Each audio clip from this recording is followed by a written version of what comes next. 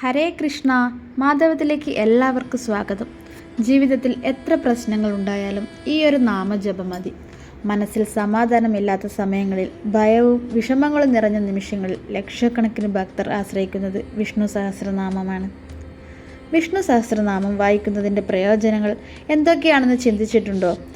മഹാവിഷ്ണുവിൻ്റെ 1000 നാമങ്ങളാണ് വിഷ്ണു സഹസ്രനാമത്തിൽ ഉൾപ്പെടുത്തിയിരിക്കുന്നത്.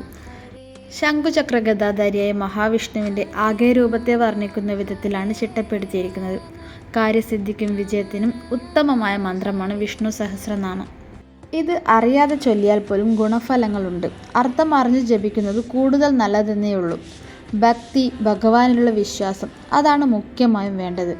മഹാവിഷ്ണുവിനെ ഭജിക്കുന്നവർക്ക് ഒരിക്കലും അത്യാഹിതങ്ങൾ ഉണ്ടാകില്ല എന്നു മാത്രമല്ല, അവരുടെ ജീവിതം ധന്യവും ഐശ്വര്യപൂർണവുമാകും.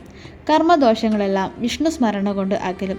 വിഷ്ണു ഭഗവാനെ ഭക്തിയോടെയും ശ്രദ്ധയോടും കൂടി ഭജിക്കുന്ന ഏവർക്കും മോക്ഷം ലഭിക്കും. ശ്രീഹരി ഭക്തിപ്രിയനാണ്. സർവ്വ ദുഃഖങ്ങളിൽ നിന്നും മോചനം നൽകുന്നവനാണ്.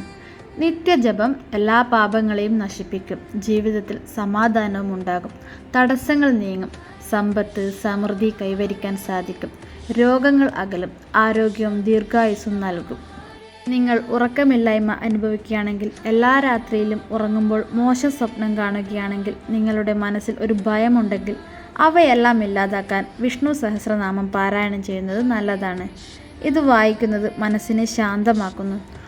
വിഷ്ണു സഹസ്രനാമം ചൊല്ലുന്നതും കേൾക്കുന്നതും എല്ലാം മികച്ച ഫലം നൽകുന്നു. മനസ്സിന് സമാധാനവും പോസിറ്റീവ് എനർജിയും ലഭിക്കുന്നു.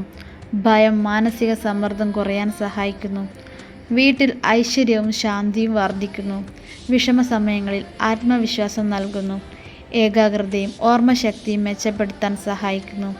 മഹാവിഷ്ണുവിൻ്റെ അനുഗ്രഹം എല്ലാവർക്കും ലഭിക്കും. നെഗറ്റീവ് ചിന്തകൾ മാറി മനസ്സ് ശുദ്ധമാകാൻ സഹായിക്കുന്നു.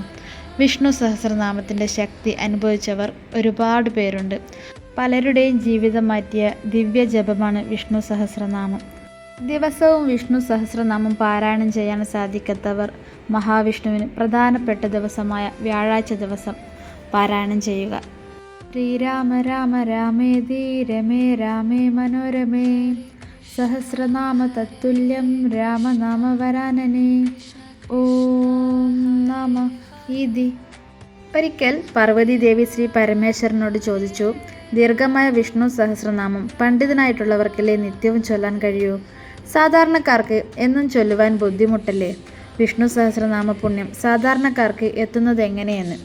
അപ്പോൾ അതിനുള്ള ഭഗവാന്റെ മറുപടിയായിരുന്നു, ശ്രീരാമ രാമ രാമേതി രമേ രാമേ മനോരമേ സഹസ്രനാമ തത്തുല്യം രാമനാമ വരാനനെ ഓം നമ ഇതി. ഈ ശ്രീരാമ മന്ത്രം ഭക്തിയോടെ 3 തവണ ജപിക്കുന്നതിലൂടെ വിഷ്ണു സഹസ്രനാമ ജപപുണ്യം സാധാരണക്കാർക്ക് ലഭിക്കുമെന്നായിരുന്നു ഭഗവാന്റെ മറുപടി.